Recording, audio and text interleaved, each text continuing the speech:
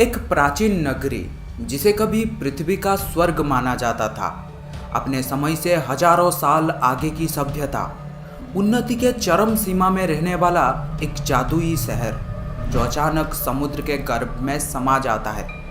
अगर आप सोच रहे हैं अटलांटिस, तो ये सोचना सही नहीं है, क्योंकि आज हम बात करेंगे भारतवर्ष के उस प्राचीन शहर के बारे में जिसका नाम है द्वारिका, और जहाँ के भगवान हैं द्वारिकाधीश।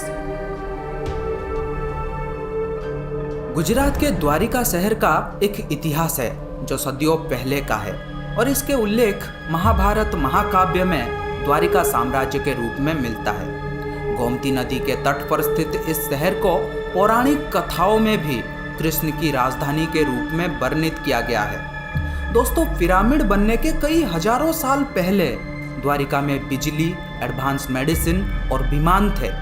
असंभव लगता है ना? जी नहीं, उनके लिए नहीं, क्योंकि इस शहर को खुद भगवान श्री कृष्ण ने बसाए थे।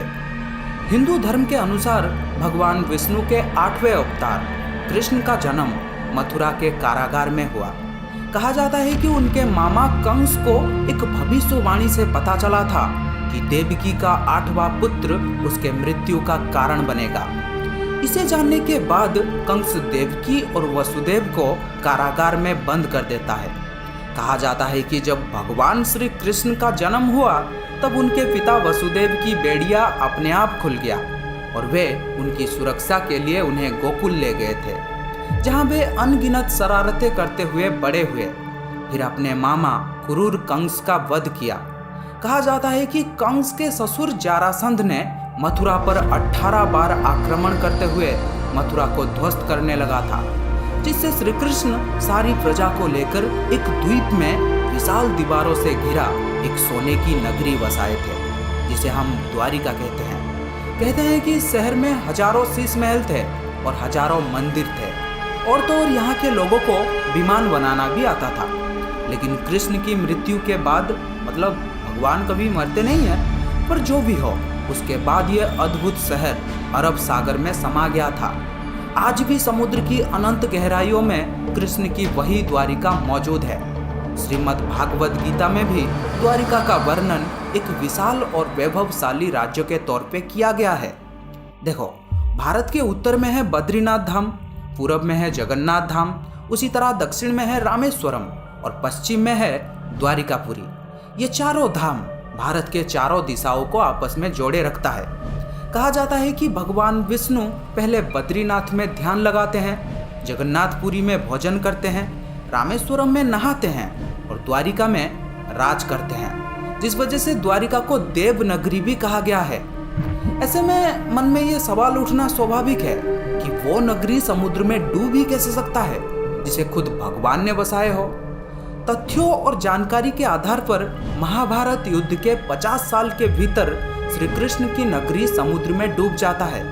साथ ही द्वारिका के डूबने से पहले ही श्री कृष्ण और बलराम भी पृथ्वी लोक को छोड़कर चले जाते हैं और पूरा यदुवंश ही खत्म हो जाता है। आखिर भगवान का वंश क्यों खत्म हो गया, ये सवाल मन में जरूर उठेगा।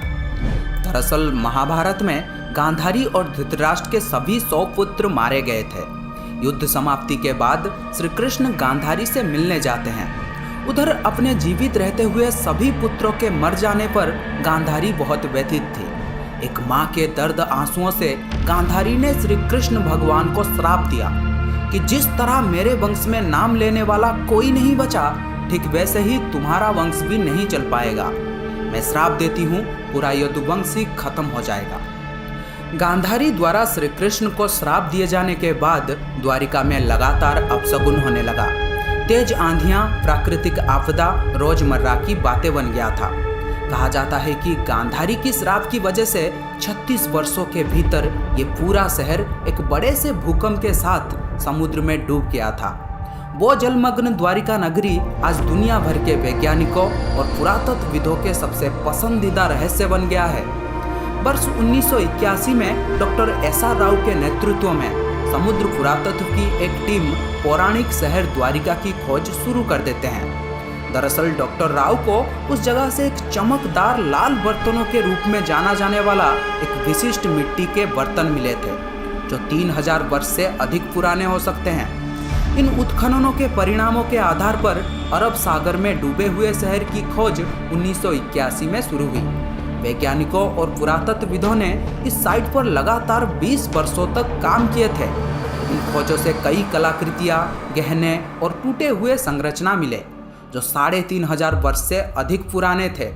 लेकिन वर्ष 2001 में भारत सरकार ने गुजरात समुद्री तटों पर प्रदूषण के कारण हुए नुकसान का अनुमान लगाने के लिए नेशनल इंस्टीट्यूट ऑफ ओशनोग्राफिक छात्राओं को एक सर्वे करने को कहा। जब समुद्र तलहटी की जांच की गई तो सोनार पर मानव निर्मित नगर पाए गए। समुद्र तट से लगभग 70 फीट नीचे उन्हें पत्थरों के दीवारें, सीढ़ियां और चट्टानों के बहुत बड़े टुकड़े मिले जो कभी संरचना का हिस्सा थे, और कुछ तांबे के सिक्के भी मिले थे जिसे वैज्ञानिकों ने 3600 वर्ष पुराने बताए।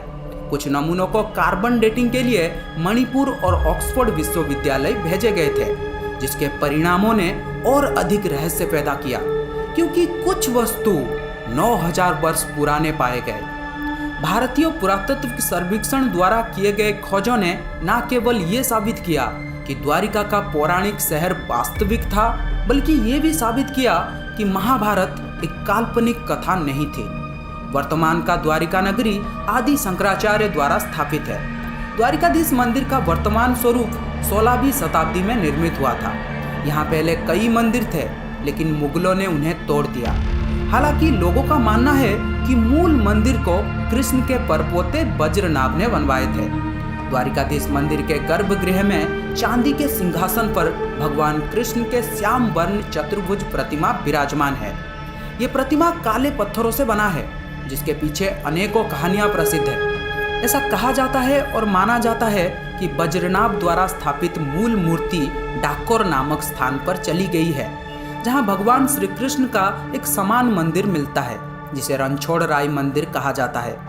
पौराणिक कथाओं के अनुसार 15वीं शताब्दी में भगवान श्री कृष्ण के एक प्रबल भक्त बाजे सिंह नाम से भगवान श्री कृष्ण की दर्शन करने के लिए प्रतिदिन द्वारिका आया करते थे। कहा जाता है कि उनकी भक्ति से प्रसन्न होकर भगवान एक दिन उनके साथ डाकोर गए और वहां बस गए। इसके स्थान पर द्वारिका में एक समान प्रतिमूर्ति स्थापित की गई थी, जो डाकोर के एक कुएं से मिली थी। दोनों के बीच केवल इतना अंतर है कि डाकोर में रखी मूर्ति की आंखें पूरी तरह से खुला है और जो वर्तमान में द्वारिका में है उसकी आंखें आधा खुला है।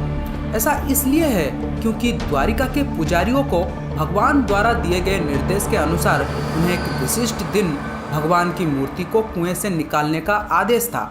लेकिन पुजारियों ने अपने चिंता और जिज्ञासा में बहुत पहले ही सुझाए गए जगह की खुदाई की और उन्हें आधा खुला आंखों वाला एक मूर्ति मिला।